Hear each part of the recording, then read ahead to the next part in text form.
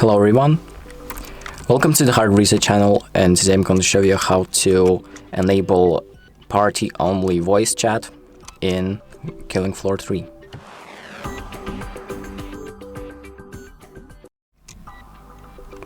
So the first thing that we're going to do is open up the settings. Then we're going to go to the audio tab, and here we have voice chat privacy. So this allows you to enable party-only voice chat. So we're going to press on this little expanding tab right here and select party. So this means that you can only use voice chat in your party with the friends that are in your party.